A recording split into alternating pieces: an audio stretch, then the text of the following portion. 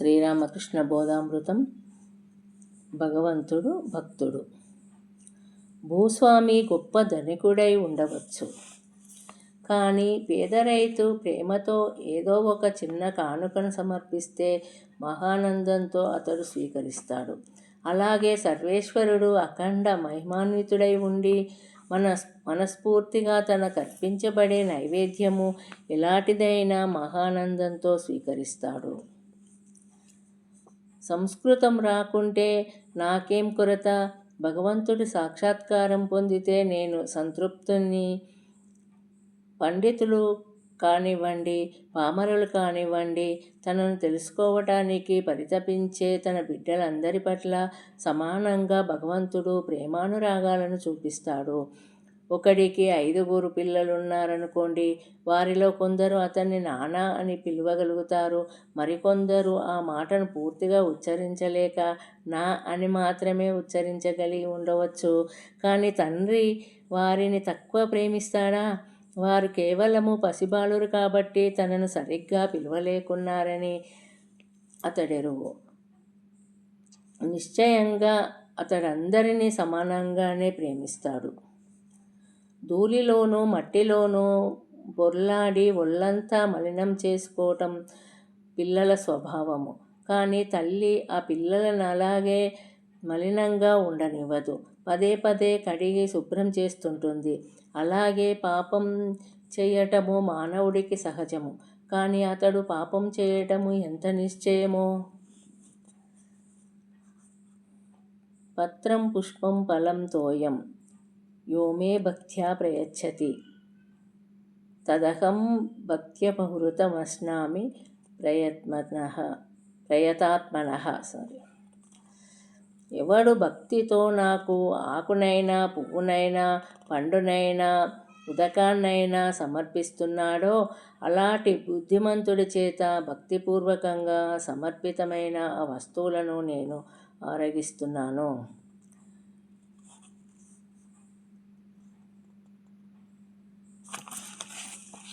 భగవంతుడు అతడికి తరణోపాయాన్ని చూపటము అంతకు 10 రెట్లు నిశ్చయము.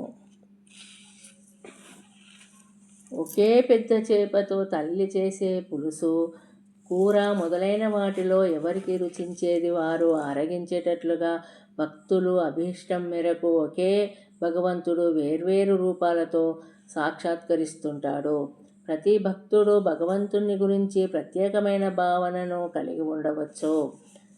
తదనుగుణమైన రూపాన్ని పూజిస్తుండొచ్చు.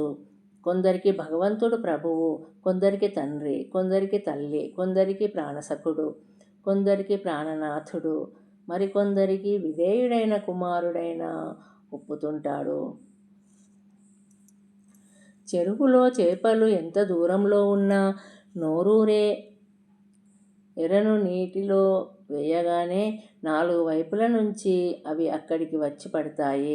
అలాగే శ్రద్ధాభక్తులనే ఎరతో ఎవరి హృదయము పూర్ణమై ఉంటుందో భగవానుడు అలాంటి భక్తుడికి అతి శీఘ్రంగా ప్రసన్నమవుతాడు. జై శ్రీరామకృష్ణ. దేవఋషులు భగవంతుడికి ఆప్తకోటిలోని వారనవచ్చు. వారే భగవంతుడికి మిత్రులు, సన్నిహితులు. 1000 మాటలెందుకు, స్వజనం అని చెప్పవచ్చు. సామాన్యులైన ఇతరులందరూ భగవంతుడికి దూర బంధువుల వంటివారు. కేవలం ఆయన సృష్టిజాతంలోని వారు. ఒకే సూర్యరశ్మి అనేక ప్రదేశాల్లో పడుతుంది, కానీ కాంతిని గ్రహించే అద్దం కానీ, నీరు కానీ, మెరుగుపెట్టిన లోహాలు కానీ సూర్యరశ్మిని చక్కగా ప్రతిఫలింపజేస్తాయి. భగవంతుడి దివ్యతేజము విషయము ఇలాంటిదే. అది సమానంగా, నిష్పక్షపాతంగా అందరి హృదయాల్లోనూ ప్రసరిస్తుంది. కానీ సజ్జనుల, సాధుసత్తముల, వినిర్మల హృదయాల్లోనూ ప్రసరిస్తుంది. కానీ సజ్జనుల, సాధుసత్తముల, వినిర్మల హృదయాలు మాత్రమే ఆ దివ్య తేజాన్ని స్వీకరించి చక్కగా ప్రతిఫలింపజేస్తాయి. వెలుగునివ్వటం దీప స్వభావము. దాని సాయంతో కొందరు వంట చేసుకుంటారు, కొందరు దొంగ దస్తావేజులను సృష్టిస్తారు, కొందరు సద్గ్రంథ పఠనం చేస్తారు. అలాగే కొందరు భగవన్నామ కీర్తనతో ముక్తిని చూస్తారు. కొందరు తన దుష్కార్యాలను సాధింపచేస్తారు. ఎవరెలా వినియోగించుకున్నా భగవన్నామం మాత్రము నిష్కలంకంగానే పరమ పవిత్రంగానే ఉంటుంది. భగవంతుడు, భాగవతము, భక్తుడు ఈ మూడు ఒకటే. ఉత్తమ భక్తుడు భగవంతుణ్ణి ఎలా భావిస్తాడు? బృందావన గోపికలు శ్రీకృష్ణుణ్ణి జగన్నాథునిగా కాక తమకు అత్యంత ప్రియుడైన గోపీనాథునిగా ఎంచిన చందాన ఉత్తమ భక్తుడు భగవంతుణ్ణి తనకు అత్యంత ఆప్తునిగా భావిస్తాడు. జై శ్రీరామకృష్ణ.